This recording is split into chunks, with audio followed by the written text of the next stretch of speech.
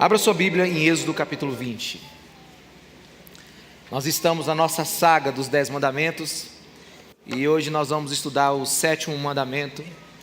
E eu queria que você estivesse comigo lendo Êxodo capítulo 20, versículo 14. Duas palavras na versão NVI e 3 na versão King James, que diz assim: não adulterarás. E na versão King James, não cometerás adultério. Vamos orar? Senhor Jesus, fala ao nosso coração. Muito obrigado por esse tempo. Muito obrigado por esse tempo de adoração. Muito obrigado, Senhor, por aquilo que o Senhor tem feito em nossas vidas. Estende a tua misericórdia sobre nossa cidade. Cuida daqueles que agora estão desabrigados. E quanto a nós aqui, Senhor, e aqueles que estão nos ouvindo pela internet, nesse momento nos dá entendimento da tua palavra. Espírito Santo de Deus, instrua-nos segundo a tua vontade. É o que nós oramos em nome de Jesus. Amém? Meus irmãos, vivemos um tempo onde nós precisamos ouvir aquilo que nós não desejamos ouvir. Hoje é um tempo que a gente precisa ouvir aquilo que não nos agrada. A palavra de Deus, quando o apóstolo Paulo conversava com seu pupilo Timóteo, diz que sobrevirão tempos onde eles não suportarão a sã doutrina. E, pelo contrário, seus ouvidos vão sentir coceiras. E eles vão procurar mestres para os seus próprios entendimentos. O que Paulo estava dizendo é que muita gente nesse tempo não vai querer alimento sólido. Muita gente nesse tempo não vai digerir a boa comida.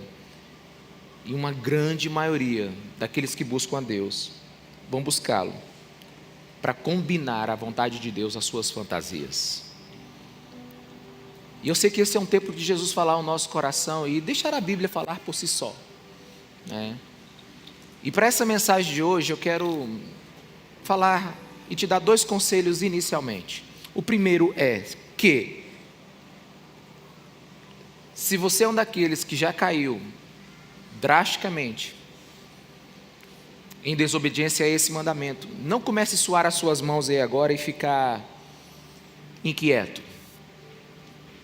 Porque aonde há pecado, certamente há maior graça para o perdão desse pecado. Quantos podem dizer amém? E essa mensagem no início ela vai poder te cortar, mas no final ela vai te restaurar. O segundo conselho eu dou aos que não são casados. Pensamos que esse mandamento são só para aqueles que já estão dentro da aliança do casamento. Não. Esse mandamento é muito mais extenso, como você verá.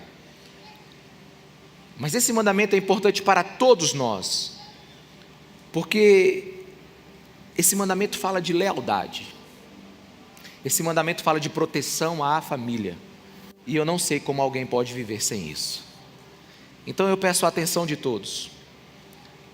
E vamos deixar o Espírito Santo de Deus, através da palavra de Deus, falar em nosso coração. Mas como um míssil que acerta o seu alvo, eu quero te dizer que adultério é relação sexual feita por alguém que é casado com outra pessoa que não seja seu cônjuge. E esse mandamento, imediatamente, ele fala da proteção à nossa vida como família. Mas ele se estende um pouco mais, à luz de toda a história bíblica e de toda a doutrina bíblica, para toda a possível imoralidade sexual. Então, não adulterar,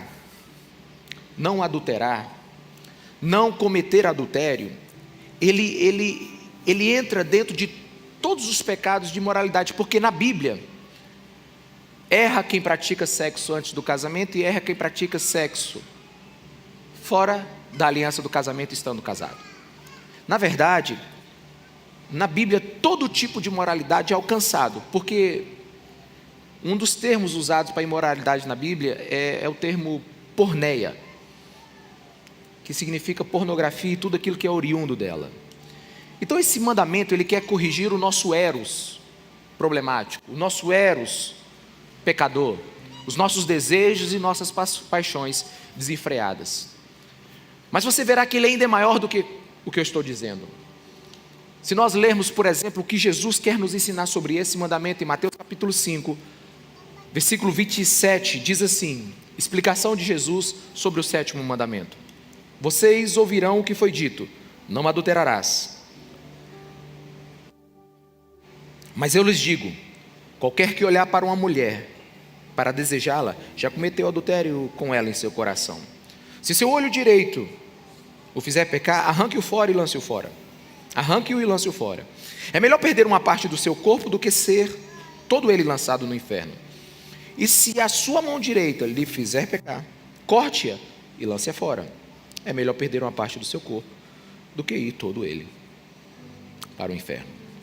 Jesus aqui revela que os fariseus, mais uma vez, como nós estudamos no domingo passado, sobre o não matarás, eles reduziram esse mandamento ao seu próprio entendimento. Eles reduziram esse mandamento e restringiram ele às suas próprias opiniões. Então Jesus vem e explica esse mandamento e dá a solução. E Jesus diz que aos olhos de Deus, na interpretação deste mandamento, intenção errada é igual à ação errada. Jesus nos ensina que Deus conhece não só o que fazemos concretamente, mas aquilo que ainda não fizemos, mas desejamos em nosso coração. Quantos estão me entendendo? Diga amém. Jesus conhece o que você fez e o que você ainda não fez, mas está disposto a fazer. Assim, como cometemos homicídio com mão armada ou com a palavra armada em nosso coração, como matamos com gatilho nas mãos ou como palavras agressivas de ódio e indiferença, também adulteramos com o nosso coração, com o nosso pensamento. Ação e intenção é que está no coração de Jesus aqui. Mas alguns poderiam dizer, não pastor, mas é só um playground mental, é só pensamento que eu tenho. Mas Jesus ensina que a verdadeira santidade, a verdadeira pureza, a verdadeira moral e ética começa no coração. Lembre-se que os fariseus eram mestres em ser exemplos externos, mas não eram exemplos diante de Deus. Eles faziam o que era correto, mas planejavam no seu coração motivações e ações que Jesus não aprovava. Então, Jesus está dizendo assim, olha, esse mandamento é muito mais do que fazer o ato em si. Esse mandamento é quando você usa, é quando a sedução chega à sua imaginação. É quando você começa a despir alguém com sua mente. É quando você já responde o desejo e a intenção de fazer. Não é um olhar de relance acidental, porque todos nós temos ele. Mas é o olhar fixo, demorado, com propósitos lascivos. Jesus nos ensina a combater esse pecado sexual, ainda no seu estágio embrionário, que é o pensamento. Posso ouvir um amém, meus irmãos? Pureza sexual envolve pensamento, envolve palavras e envolve ações. Santidade é a condição e o estado do nosso coração. Aí vem os gênios da Escritura, né? Os mestres em interpretar a palavra de Deus e dizer assim, mas já que a gente pensou e já pecou, por que a gente não age de uma vez logo? Já que a gente pensando peca, vamos concluir esse negócio, né? Inteligente essa pessoa, né? Pois é, mas ele não sabe que existe uma grande diferença entre você pular de um prédio e experimentar a queda de verdade. Há uma profunda diferença entre você pecar pensando nas consequências do pecado, em concretizá-lo. Por isso, Jesus coloca isso aqui dentro do mesmo pacote, mas estabelece uma maneira da gente evitar que as consequências sejam drásticas. E ele usa uma expressão, né, uma metáfora muito interessante. Se teu olho ou mão lhe faz pecar, arranque-os e lance fora. É óbvio que Jesus não está falando de automutilação aqui. E no grego a palavra lhe faz pecar é lhe fazer cair numa armadilha. Lhe fazer cair numa armadilha. É ser apanhado em uma armadilha. Jesus aqui está nos ensinando a lidar radicalmente contra esse pecado. Porque alguns relacionamentos que você está tendo hoje precisam ser cortados para evitar que você caia numa armadilha. Quantos me entendem? Diga amém. Algumas coisas que estão na palma da sua mão precisam ser cortadas, porque estão te fazendo cair numa armadilha. Jesus está dizendo aqui que não é para você arrancar os seus olhos ou suas mãos, mas para você eliminar do seu cotidiano, da sua vida, algumas ações, alguns costumes. É comportar-se como se não tivesse olhos que te farão pecar. Eu lembro que eu li um livro chamado A Batalha de Todo Homem, também tem A Batalha de Toda Mulher. Eu li esse livro há uns 15 anos atrás, talvez, e eu me recordo que em algum capítulo desse livro ele diz assim: um homem precisa aprender a colocar um semáforo na sua cabeça. E aqui eu estendo também às mulheres, porque nós homens sabemos quando uma mulher bonita aparece no nosso radar. E parece que Jesus cada dia faz uma mais bonita do que a outra, a cada geração. Agora o que acontece? Ele diz que você precisa colocar um semáforo na sua cabeça. Apareceu uma mulher bonita lá na frente, não é a sua, ligue o sinal amarelo. Ela está aproximando, ligue o vermelho e procure algo belo para você ver. Tipo assim, um prego na parede, um poste. A maneira como você pode evitar e começar a arrancar dos seus olhos e de suas mãos isso, é quando você começa a instruir a sua mente a se livrar disso. Quantos me entendem? Diga amém. Então quando você estiver andando e você vê aquele cara bombadão aparecendo, aquele que já anda assim, né? Aí ou aquela mulher, você sabe, gente, você sabe o que eu estou falando. Aquele corpo vem assim quase que flutuando, né? Você acenda o sinal amarelo na sua vida. Quando ele estiver assim, a uns 15 metros de distância, acenda o vermelho. E procure um lindo prego numa parede, um portão enferrujado para você olhar. Olha para o céu. E quando aquilo passar, ligue o sinal verde e continue sua vida. E assim faça no seu celular, assim faça em tudo. Jesus quer nos ensinar a arrancar disso. Pastor, mas isso é muito radical. É claro, porque é assim que Jesus trata esse mandamento. Porque se você não entender a capacidade destrutiva do adultério, você jamais vai entender as expressões de Jesus e ela vai pairar o exagero. Jesus está dizendo: se os seus olhos lhe fazem pecar, não olhe. Se suas mãos lhe fazem pecar, não pegue. Se seus pés lhe fazem pecar, não vá. Jesus está nos ensinando a viver uma vida sem concessão. Você pode olhar para a pessoa que está do seu lado, talvez você nem conheça, e diga assim: vida sem concessão. Sem concessão. Sem concessão. Uma ação radical. Na história grega, conta a história de um personagem chamado Ulisses.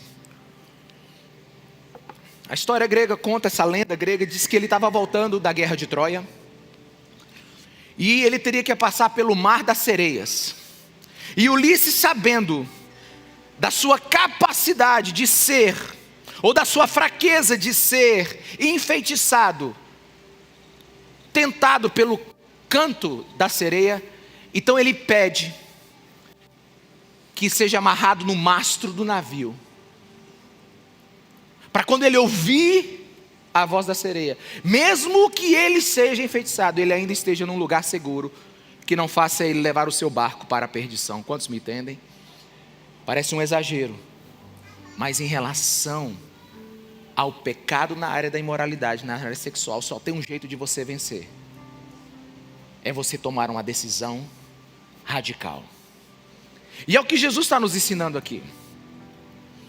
E ele coloca dentro do mesmo pacote aqui, dentro da mesma circunstância, o casado e o não casado. Um dos pais da igreja, Calvino, ele diz assim: aquele que não toca em uma mulher ou homem, não se exalte, como se não pudesse ser acusado de atrevimento, enquanto seu coração, entretanto, intimamente arde em luxúria. Porque não adianta você não praticar, se você já concluiu na sua cabeça. Não adianta você dizer que não faz do lado de fora, se você fez do lado de dentro.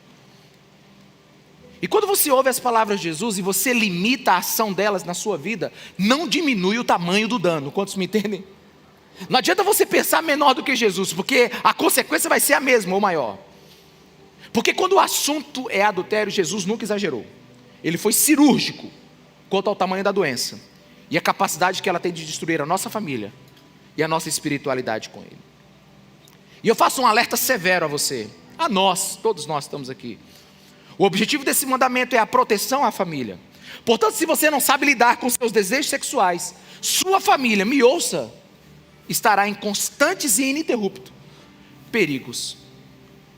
Porque o coração imoral, ele é motivado pelo que é externo, mas ele já tem uma predisposição interna em fazer o que é errado. Não é o ambiente simplesmente que o motiva, mas é uma mentalidade corrompida, um desejo alimentado. Não é algo que só vem de fora, mas é algo que já está sendo alimentado por dentro. E se tem uma coisa que a psicologia ensina, e a história também nos ensina, o ser humano é um ser narrativo. Ou seja, o que ele pensa é o que ele deseja fazer. E o que ele deseja fazer, geralmente, é o que ele faz.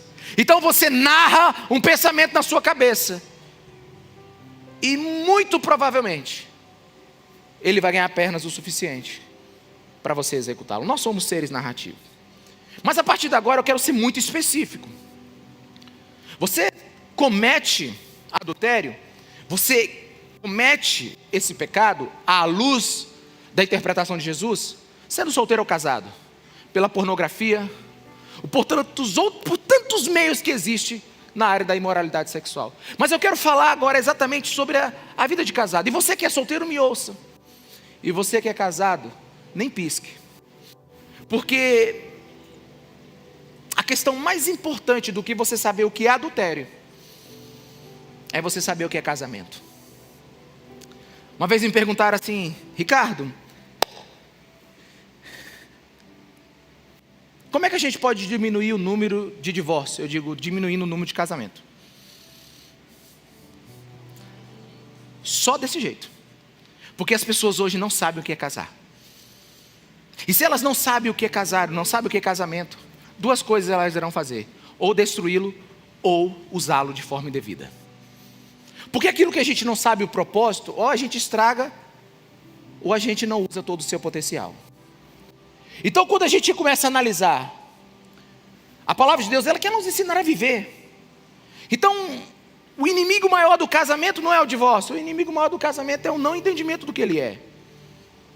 E o interessante é que a primeira vez que eu li esse mandamento, a primeira coisa que eu percebi foi: Deus não diz com quem você vai casar, mas diz que depois de você casar, você precisa agir de determinada maneira. Quantos me entendem? Diga amém. Aqui não há uma base para uma escolha, mas há uma base para permanecer com quem você escolheu. Aliás, eu quero fazer um teste com você que é 100% comprovado. Quem quer saber se realmente casou com a pessoa certa aqui na sua vida? Levanta sua mão aí, por favor. Quem quer saber? Quem quer saber? Quem quer ter certeza? Não, levanta a mão aí, não tem vergonha não. Pois é, eu vou te ensinar agora um teste que é 100%, é melhor do que DNA. Você vai lá na sua casa hoje e vai procurar a tua certidão de casamento. O nome da pessoa que estiver lá é a pessoa certa que Deus escolheu para você.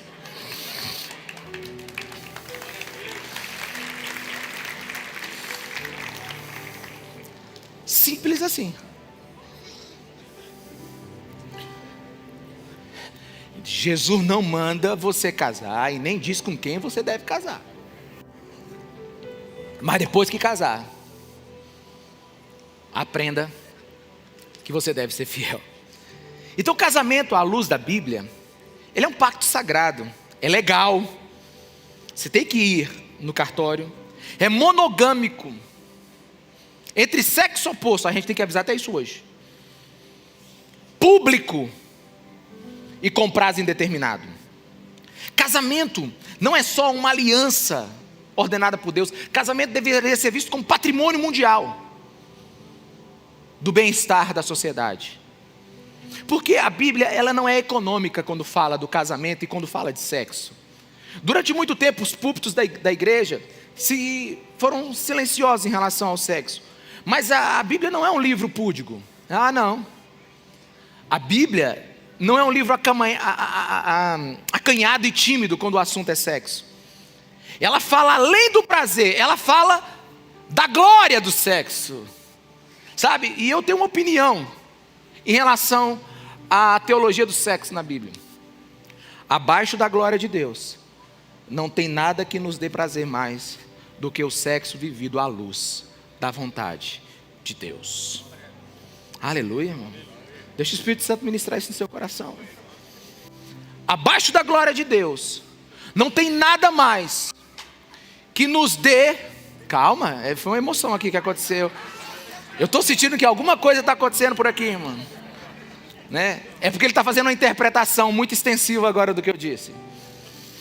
Mas o que eu quero dizer é que abaixo da glória de Deus, sexo é um dos maiores presentes que Deus nos deu. É por isso que Deus estabelece tempo e modo.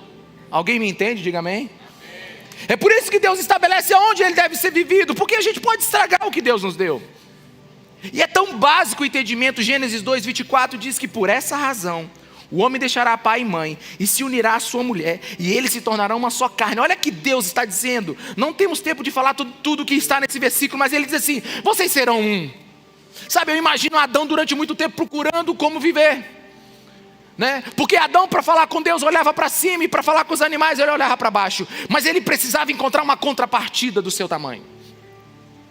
Então Deus deu uma mulher para ele, uma perfeita sincronia.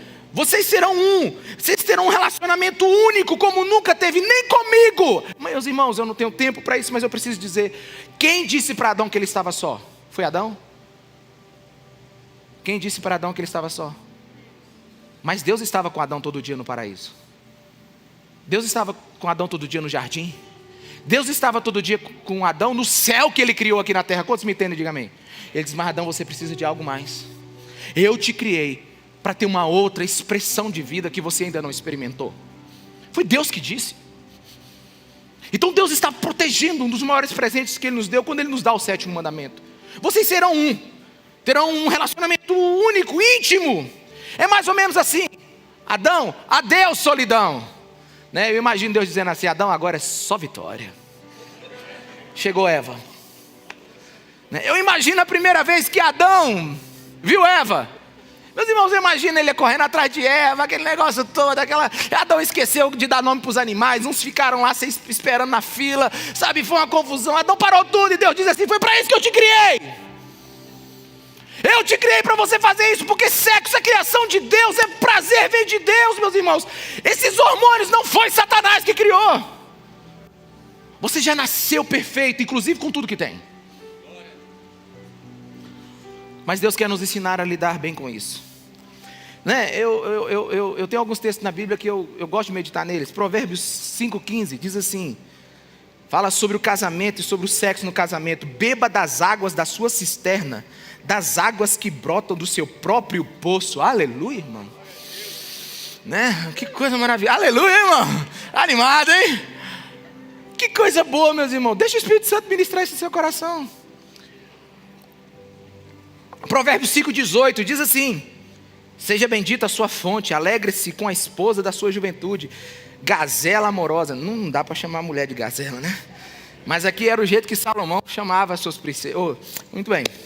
Gazela amorosa, corça graciosa, que os seios da sua esposa sempre o fartem de prazer e sempre o embriague nos carinhos dela. Aleluia, irmão, né? Que o Espírito Santo venha sobre a sua imaginação.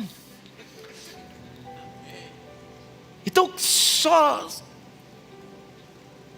adultera quem não tem discernimento do presente que Deus tem na vida conjugal. 1 Coríntios 7,5 diz assim: não se recuse um ao outro, aleluia, exceto por mútuo consentimento e durante certo tempo, para se dedicarem à oração. Depois unam-se de novo, para que Satanás não os tente por não terem domínio próprio. Vamos lá, pessoal, o que Deus está dizendo aqui? Aproveita o que eu dei para vocês. Aproveitem. No casamento, eu lhes dei o sexo, aproveitem. E só parem de fazer mais quando vocês desejarem orar mais, né? Somente quando quiserem orar mais, façam menos. Mas acabou a oração, e que seja, não seja muito tempo. Deus está dizendo, não abstém-se muito tempo desse negócio não. Vamos lá. E vivam o que eu lhes dei. Entendi isso. Poucas experiências são mais extravagantes ou poderosas do que o sexo. E não é de se admirar que o diabo se interesse tanto em deturpar aquilo que Deus nos deu. É por isso que Satanás, antes do casamento, fazem os solteiros querer antecipar suas relações sexuais. E no casamento, ele tenta a buscarmos fora dele a satisfação sexual. E seria muito inocente a igreja não entender isso. Seria muito inocente você não achar que quando você era solteiro é muito tentado a fazer sexo. Isso é muito inocente, porque acha que a sua frieza espiritual simplesmente, ou frieza sexual simplesmente, é uma ação de um casamento que já tem alguns anos. Não seja inocente. Esse é um dos presentes que Satanás quer acabar, quer destruir. E por isso que nós precisamos entender a beleza do casamento, para evitar o sétimo mandamento, para evitar a desobediência ao sétimo mandamento. Hebreus 13,4 tem um dos textos que eu mais gosto sobre casamento na Bíblia. O casamento deve ser honrado por todos, o leito conjugal conservado puro, pois Deus julgará os imorais e os adultos. Está dizendo aqui que o casamento é para ser honrado, né? E a palavra honra aqui é tornar ele valioso. Todos, seja o que for, em qualquer lugar, tem que tornar o casamento valioso. E por que você tem que tornar a união, a aliança, cheia de honra e de valor? Porque não é todo dia que você é amável. Não é todo dia que você é gostável. Não é todo dia que nós somos, sabe, aquelas pessoas que a outra pessoa queria ficar o resto da vida conosco. E nesses dias, você tem que aprender a honrar a aliança que você fez. Porque existirão dias maus no casamento. Existirão, sabe, dias onde a paixão vai estar em fogo baixo. E nesse dia, quando chegar aí, vai chegar, mas também vai passar. Você tem que aprender a honrar a aliança, porque digno de honra é o casamento. Eu posso ouvir um amém? Honre o casamento acima de tudo. Eu acabei de ler uma biografia de Dietrich Bonhoeffer. Ele diz o seguinte: não é o amor de vocês que sustenta o casamento, mas de agora em diante é o casamento que sustenta o amor de vocês. Casamento é chão onde o amor nunca para de crescer. Muitas vezes a gente pensa que é o amor que sustenta o relacionamento, mas é o tipo de relacionamento que a gente tem que vai fazer esse amor florescer. Por isso nós temos que entender que mais importante do que você compreender todas as outras coisas é entender o que é o casamento. Sabe, e o adultério, como é que eu te digo isso? É uma coisa que não tem lógica.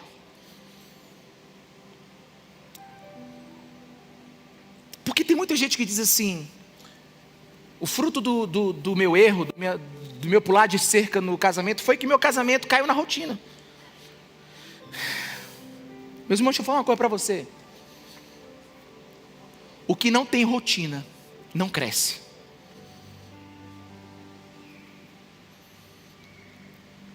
Sem rotina não se constrói nada. Onde é que você aprendeu? Onde é que você entendeu? Quem te disse que o relacionamento saudável é uma montanha em chamas? Quem te disse que o relacionamento conjugal ele é pressão o tempo todo? Eu sei quem te ensinou isso. Foi a TV, foi a internet. E foi teu amigo que vê TV e vê internet. Porque rotina, se você colocar ela dentro de uma palavra naval, rotina é atividades diárias que devem acontecer enquanto você está a bordo. Rotina é aquilo que você tem que fazer enquanto você está dentro do casamento. Rotina é aquilo que você precisa fazer para permanecer com o barco andando. Acorda, meu irmão. Quem tem filho sabe que precisa ter rotina. Eu tenho 3 filhos. Tenho esposa. A gente precisa ter rotina. Sabe, o problema é que a sua rotina, ou talvez as nossas rotinas, não são sábias. Uma vez um casal foi reclamar que não estava namorando muito, que a intimidade não estava lá, essas coisas. Eu falei assim, vocês têm o dia da semana para fazer isso? Eles disseram, tem que marcar dia agora, pastor. Eu digo, Então quer dizer que a gente tem que marcar dia para ter intimidade, para namorar? Eu digo, tem que marcar, meu irmão. Se não está funcionando, marca. Então, e por quê? Porque quando for naquele dia, a mulher já sabe que tem que comparecer. O cara já sabe que que tem que chegar mais cedo em casa. A rotina estabelece prioridade. Quantos estão me entendendo? Diga amém. Eu falei terça, quinta e sábado. Sábado, quarta e sexta. Né? Segunda, terça, quarta, quinta. Não sei. Segunda e quinta. Não sei como é que funciona a tua vida, amigo. Né? De segunda a segunda. O fato é que você precisa criar rotina, e rotinas interessantes. Rotina de sair com a sua esposa uma vez por semana. Rotina de dar carinho e acariciar. Rotina de manter a saúde à disposição. Rotina de cuidado. Meus irmãos, em nome de Jesus, casamento não é um lugar de emoções bombásticas.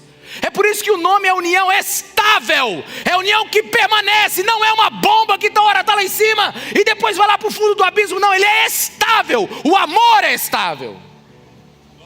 Amém? E eu te garanto que nessa estabilidade haverão picos, mas a rotina precisa existir. Então não adulterarás não é simplesmente um ordenamento de não faça alguma coisa. Não, é de fazermos outras coisas também. E uma das coisas que mais me chamou a atenção é que ser fiel no casamento está entre as 10 preocupações principais de Deus. Deus poderia estar preocupado com muita coisa, mas entre as 10 está: seja um homem, uma mulher fiel. Até porque a Bíblia ela traça uma consequência drástica para quem procura a imoralidade, para quem procura o homem e a mulher adúltera. Preste atenção no que eu quero lhe ensinar agora. Preste atenção no que a palavra de Deus nos ensina.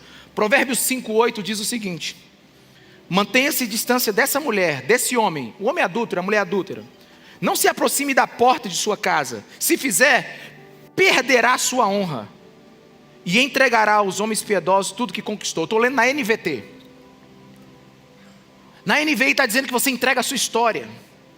Você perderá o que conquistou. Não se aproxime desse tipo de pessoa que você vai perder o que você conquistou. Você vai perder a sua história. Quantos me entendem? Diga amém. E uma coisa, deixa eu te dizer uma coisa que é do português, do significado e do significante, da raiz da palavra. Tradição tem a mesma raiz da palavra traição. Ou seja, a traição é dar as costas para a tradição que você tinha. Traição é você dar as costas para a história que você está construindo. Traição é você negar toda a história que você já fez do seu casamento. Então quem trai abre mão da sua história, quebra um currículo que você está criando na sua família.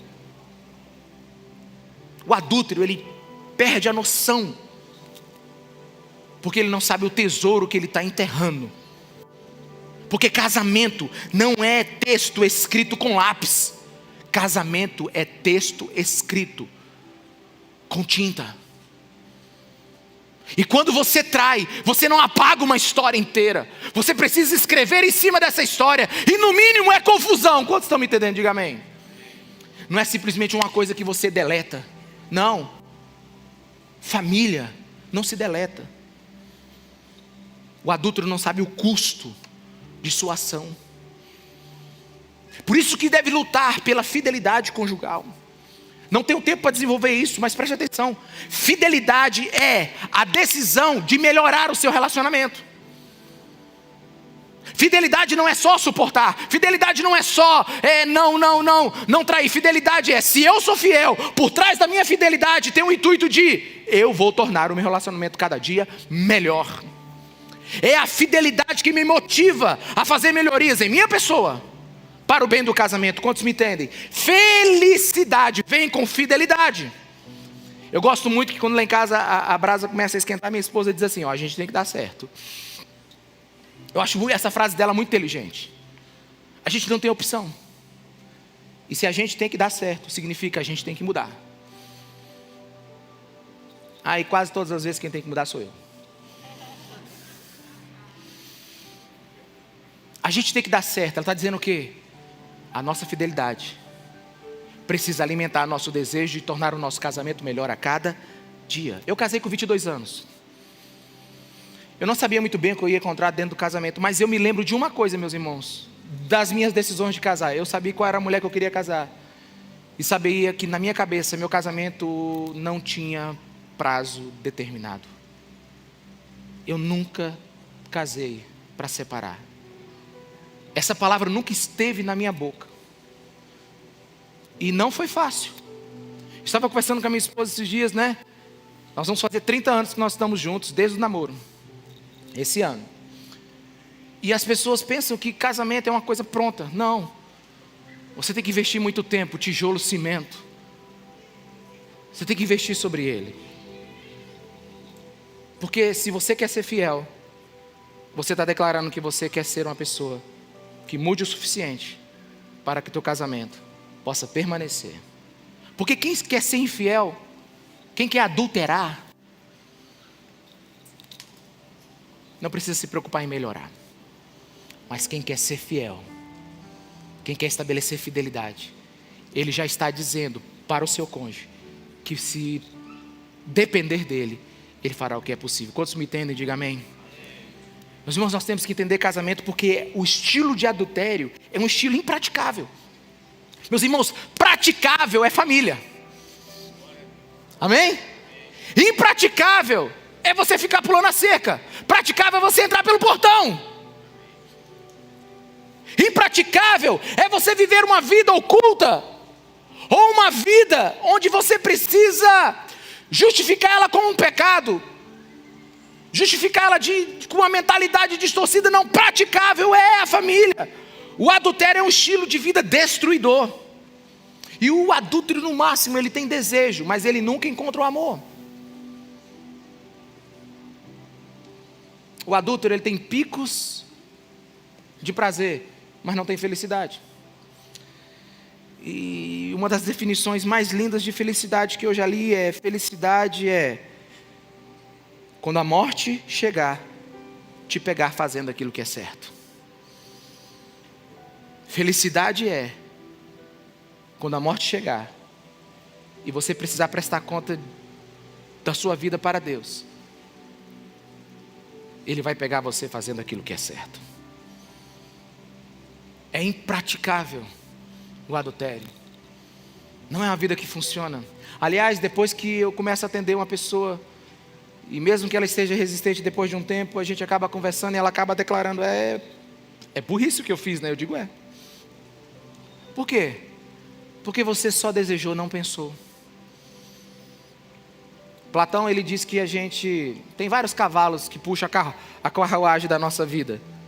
Mas basicamente nós somos levados por 2 cavalos: ou razão ou paixão, ou razão ou desejo.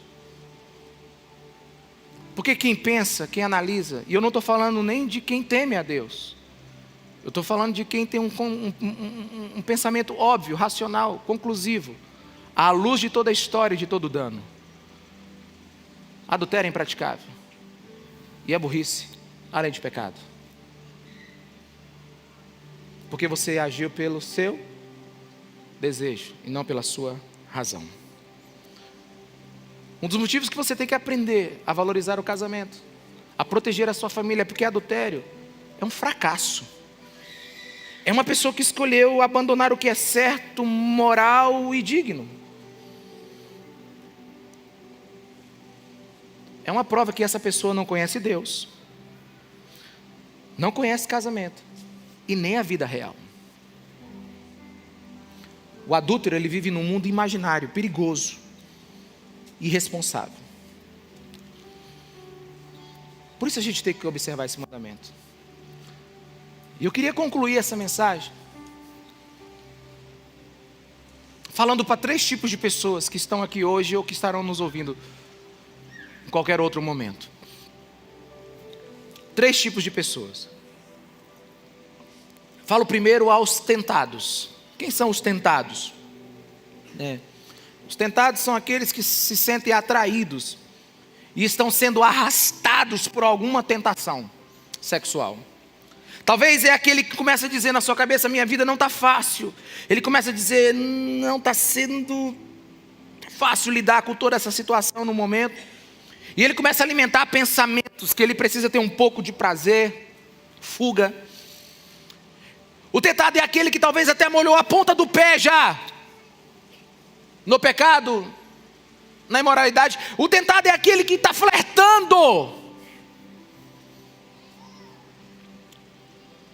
com essa possibilidade. Mas para o tentado, aquele que está sendo tentado nesse tempo, eu tenho 1 Coríntios 10:12 para você, que diz assim: assim, aquele que julga estar firme, cuide-se, para que não caia. Não sobreveia a vocês tentação que não fosse comum aos homens, e Deus é fiel. Ele não permitirá que vocês sejam tentados além do que podem suportar.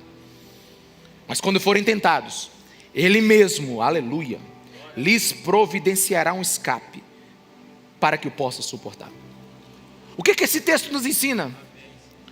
Não sejam ingênuos e autoconfiantes. Vocês não são diferentes de outras pessoas. Vocês podem fracassar a qualquer momento. Abra os olhos. Mas esse texto também diz: nenhuma tentação é maior do que a graça de Deus em nossas vidas para resistir. Deus sempre tem um escape para nós. Para os tentados ainda leio Provérbios 5:3. Pois os lábios da mulher imoral destilam mel, sua voz é mais suave que o azeite, mas o final é amarga como o fel, afiada como a espada de 2 gumes. Os seus pés descem para a morte, e seus passos conduzem diretamente para a sepultura. Lábios da mulher imoral, lábios do homem imoral. Esse texto está dizendo assim: cuidado, você que está sendo tentado por homens e mulheres imorais. As suas palavras no início parecem deliciosas, parecem prazer, mas vão deixar a sua boca amarga. E se fizer uma extensão agora sobre esse texto, vão deixar você até sem dente. Vão acabar com você. Vão causar uma ferida tão grande no seu coração, que você viverá um tempo frustrante, um tempo de destruição. Aos tentados, cuidado. Fujam. Meus irmãos, contra a imoralidade, contra o homem e a mulher adúltero, não se enfrenta, foge. Quantos estão me entendendo? Diga amém. Não se enfrenta, foge. Para esse pecado não se usa nem a cabeça, usa-se as pernas, corre. Proteja a sua família. Mas também quero falar aqui não só aos tentados, mas aos rebeldes. Quem são os rebeldes? Bem, os rebeldes são aqueles que pensam que podem vir aqui no culto de domingo, levantar as suas mãos e continuarem com sua vida adúltera durante a semana. São aqueles que têm a vida dúbia, aqueles que vivem só de aparência, aqueles que têm consciência que estão errando, mas não ligam mais. Aqueles que prescrevem a lei que a sociedade deve viver, mas as desobedecem no seu interior e nas suas práticas rotineiras. Eu falo aos rebeldes que antes de você abrir a boca para corrigir a sociedade, veja como é que está o estoque moral da sua vida. porque você não tem autoridade para isso. É aqueles que acham que o casamento é descartável, é dispensável, mas suas paixões desenfreadas não. Cuidado você que está pensando isso. Aqueles que suas decisões são respaldadas pelos seus sentimentos e não pela verdade. Para você eu tenho Gálatas 6:7, que diz assim: não se deixe enganar, de Deus não se zomba. Pois o que o homem semear, isso também colherá. Quem semeia para a sua carne, da carne colherá destruição. Mas quem semeia para o Espírito, do Espírito colherá a vida eterna. Esse texto está dizendo: Deus não é bobo. Ninguém faz Deus de tolo. Não vai demorar. Deus não vai deixar você protegido. Ele não colocará sua mão sobre você. E você vai colher o fruto das suas escolhas. E esse texto é bem claro. Ele vai dizer o seguinte: não se esqueça, a decisão foi sua. Não se esqueça, a decisão foi sua. Leio para você, para nós.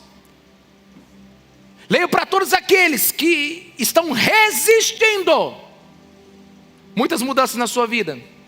Tiago 4:4, que diz assim: adúlteros, vocês não sabem que a amizade com o mundo é inimizade com Deus? Quem quer ser amigo do mundo faz-se inimigo de Deus. Ou vocês acham que é sem razão que a Escritura diz que o Espírito que Ele faz habitar em nós tem fortes ciúmes? Mas Ele nos concede graça maior. Por isso diz a Escritura: Deus se opõe aos orgulhosos, mas concede graça aos humildes. Ei, presta atenção aqui. Deus concede graças aos humildes.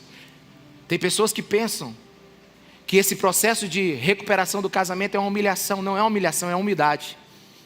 Humilhação é quando você acha que você está fazendo só para você mesmo.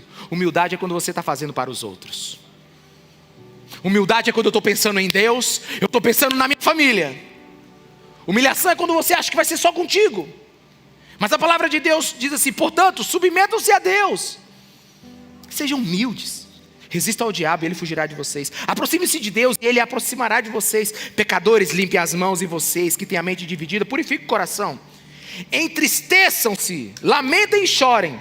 Troque o riso por lamento e a alegria por tristeza. Humilhe-se diante do Senhor e Ele os exaltará, os levantará. Esse texto, o pastor de Jerusalém, Tiago, diz assim: pare de tentar passar a perna em Deus. Deus não vai dar cobertura para você, mude. Meus irmãos, você sabe o que é neurose? Neurose é a negação da realidade. Não, eu não traio. Não, eu não estou fazendo nada errado. E continua fazendo. Isso é neurose. Você está traindo? Não. Irmãos, isso é exaustivo, destrutivo, estressante. A gente mal aguenta uma vida e ter que sustentar duas. Trair e ficar negando é insano, quando no mínimo esquizofrênico. Então eu falei aos tentados e falei aos rebeldes. Agora eu quero falar aos quebrantados e arrependidos. Aqueles que odeiam o que fizeram, ou que passaram a odiar hoje. E que seu erro não é o que você é, amém? O seu erro não é o que você é. Que decide confessar e deixar o seu pecado. Sabe que é necessário um momento de confissão. Que o pecado precisa ser colocado para fora. Que você precisa ouvir a sua voz assumindo: eu traí. Porque perdão é um movimento para fora. O pecado sai pela boca. E a ação correta diante do adultério, diante da traição, é o retorno à tradição. É o retorno para casa. É o retorno para a família. E a você que está arrependido e vai fazer isso hoje, parabéns por aceitar a verdade sobre a sua vida. E para você eu tenho o Salmo 130, versículo 1. Das profundezas clamo a ti, Senhor. Ouve, Senhor, a minha voz. Estejam atentos os teus ouvidos às minhas súplicas. Se tu, soberano Senhor, registrasses os pecados, quem escaparia? Graças a Deus que a contabilidade de Deus em relação aos nossos pecados, em nome de Jesus Cristo, está resolvido. Mas contigo está o perdão, para que seja temido. Para aqueles que se arrependem. 1 João 1,8. Para aqueles que querem se arrepender hoje. Eu tenho 1 João 1,8 que diz assim: se afirmarmos que estamos sem pecado, enganamos a nós mesmos, e a verdade não está em nós. Se confessamos nossos pecados, Ele é fiel e justo para perdoar os nossos pecados e nos purificar de toda injustiça. Eu queria que você ficasse de pé no seu lugar. E eu queria terminar com você, conversando ainda duas coisas. Aqui primeiro confessamos a Deus. Pastor, e minha esposa, meu esposo? Sugiro que com um pouco de ajuda pastoral, você faça isso no momento correto. Quantos me entenderam, diga amém.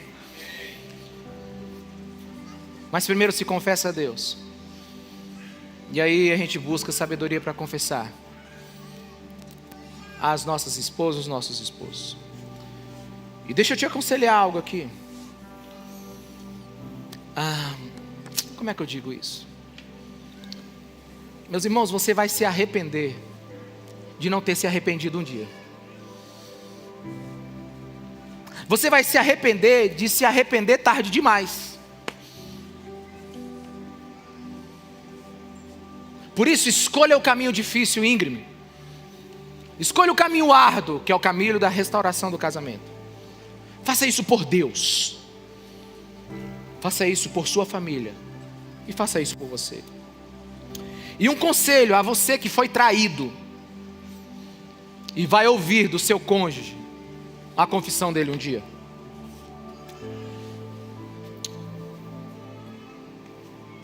Quando um homem é o pior que pode, é hora da mulher ser o melhor que ela pode. Quando uma mulher é o pior que pode, é hora do homem ser o melhor que ele pode. Isso é evangelho. O evangelho é: quando nós devemos amar mais alguém, é quando ele mais precisa, não quando mais ele merece. Quantos estão me ouvindo, diga amém. Por isso o evangelho precisa vir para o seu relacionamento, para o seu casamento. Porque adultério só é resolvido com perdão. E perdão não é justiça. Perdão é absolvição. E o evangelho nos ensina que para haver amor e redenção tem que ter perdão. Redima a sua família. Salve a sua família. Não adulterarás. É uma proteção para o nosso lar.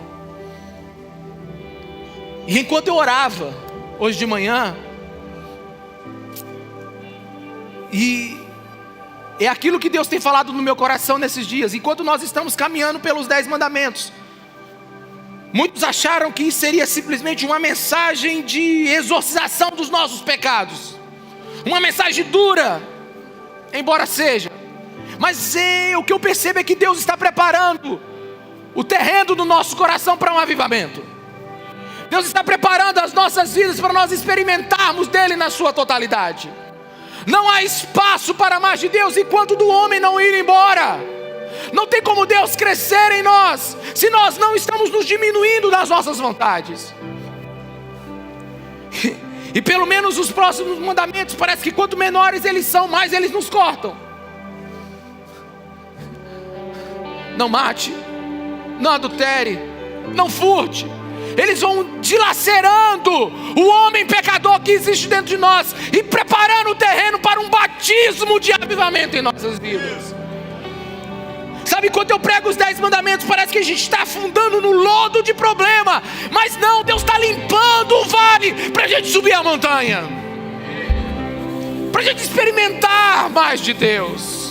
Porque não há avivamento sem arrependimento, sem mudança, sem transformação. Não há evangelho sem consciência e responsabilidade do nosso pecado. Por isso eu não sei como é que você vive, mas Deus sabe. Não escapa um de nós aqui. Nós precisamos de um avivamento em nossas vidas, de uma purificação nos nossos desejos, nas nossas emoções e nas nossas ações. Que o Espírito Santo de Deus te toque nesse dia, que Ele mude o seu coração e que transforme a sua vida.